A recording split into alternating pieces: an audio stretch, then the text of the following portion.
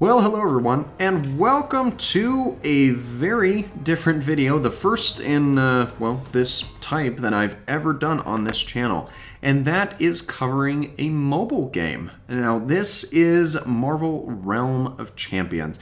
It came out just 2 days ago at the time of you seeing this video. That's right, this is brand new as of Wednesday, December 16th.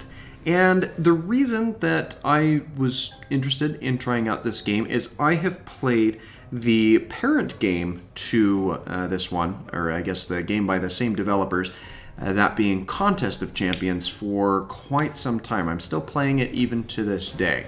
If you're interested in seeing videos on that topic over here, let me know and I would be happy to provide.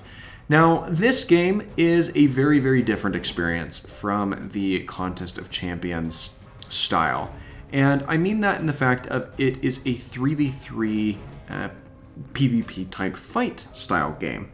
And there are a couple of interesting things that comes with. So let's have a look at my current character. This is the Iron Legionnaire. It's an Iron Man type character. And the premise of this game is it's set in a battle realm where you have characters from all sorts of different timelines. So it's definitely unique in its own right. And as you can see, there are a couple of different champions that can be used. I don't know if Iron Man is the base character for everyone starting up. It's certainly the character that I started off with. I was able to gain access to Hulk after completing a few short in-game objectives.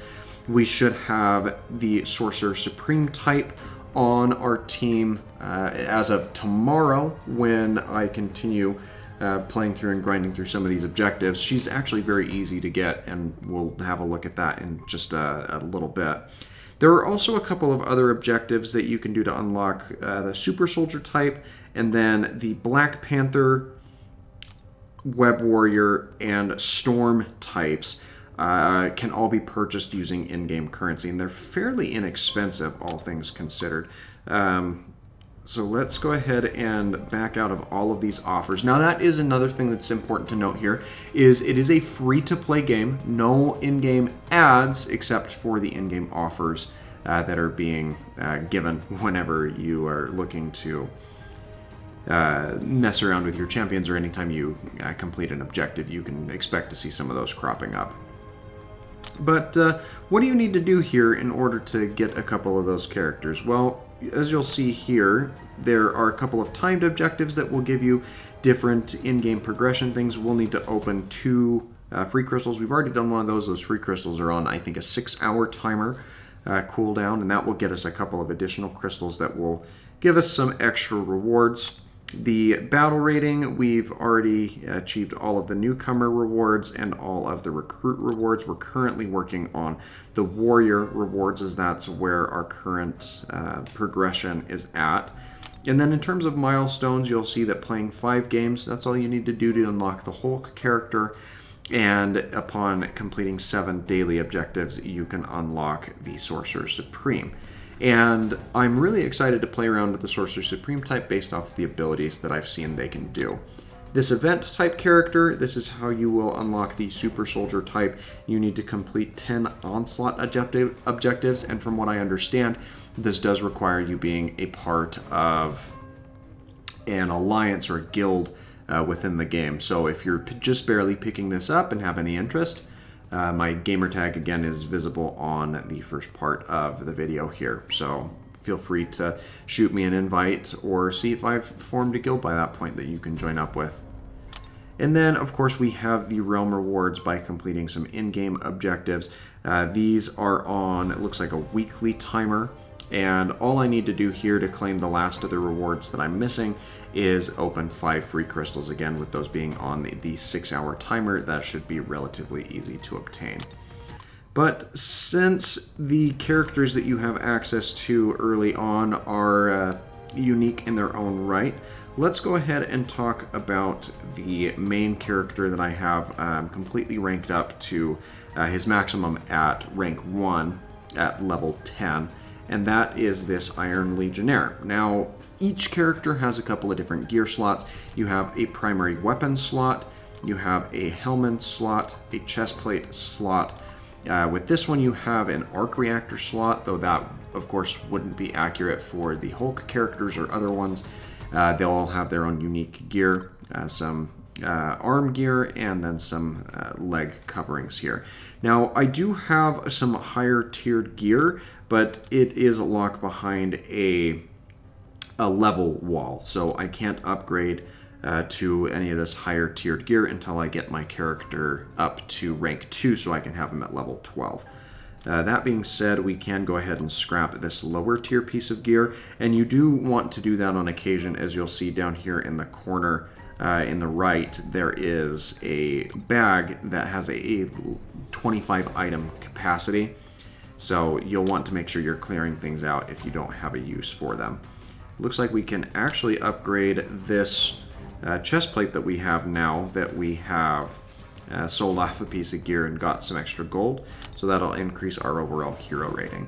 Now, before we jump into a round of combat and kind of look at how this character works, there are a couple of things that you'll want to have a look at. You'll see here that the basic attacks that we have, or the combat skills we have, the basic attack, which is some standard repulsor blasts. The basic attack at the close range is an iron punch. There is a dodge attack, which we'll kind of go over how you need to do that in just a second here.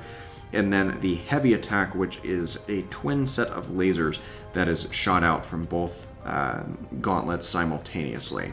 And that's kind of the basic kit for the Iron Legionnaire character. Each character has 3 different special abilities that are on a cooldown timer as well. This character has access to Arc Reactor Flight, which allows you to fly around for a short time, and then you can fall down on top of your opponents and deal some crushing damage.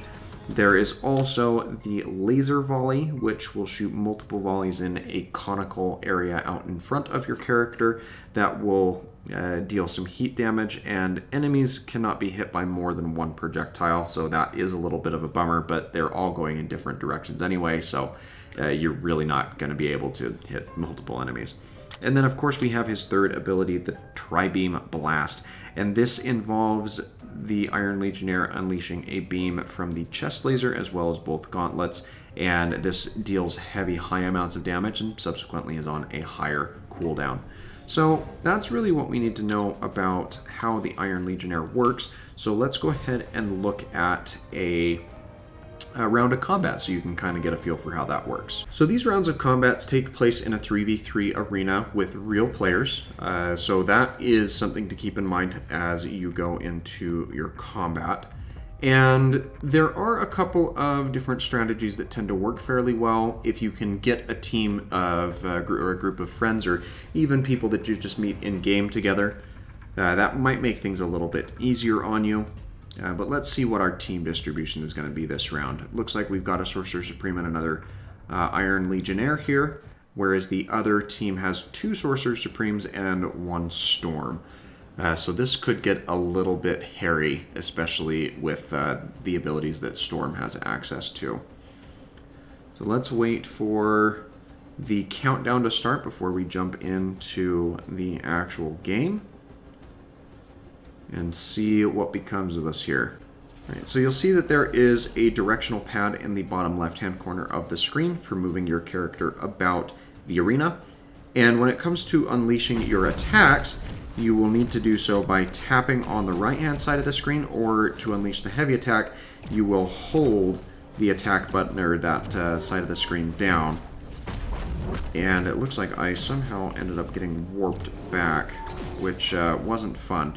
You can go down. There is a respawn mechanic that kicks in after a time, and that will allow your characters to become rejuvenated and rejoin the fight. Now, unfortunately, it looks like we are going to lose this round, but this is more of a showcase of what can be accomplished, not a definite selection of what will happen when fighting in here. Now, each character has their own set of abilities, which is where it may be interesting to kind of bulk up your team in a specific manner. And it looks like we were able to take the storm down there, which was good. And we actually took down the entirety of the opponents here. And it looks like they tried to recuperate a little bit back there. I'm jumping around a bit. I don't know if that's based off of some lag or what we're really dealing with here.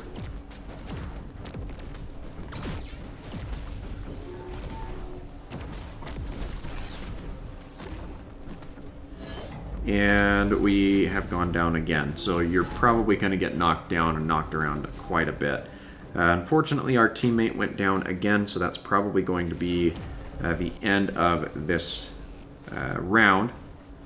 But as you can see, we've got a couple of different attacks at our jurisdiction. Now, what I just did there, that is a prime example of what not to do if you are looking to have any amount of success.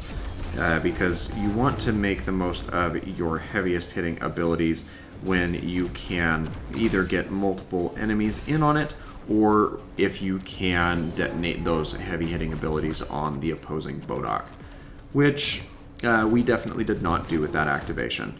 But there will be room to improve and get better here, and I do feel like there are other characters that are a lot more useful than the Iron Legionnaires. But if you are finding this game interesting, please let me know in the comments down below, as I'd love to continue working more of this into the game. And if you'd like to see some more Contest of Champions type content, I can provide that to you as well. But that's where I'm going to call it for today. So thanks for watching, and I hope that you have a fantastic rest of your day.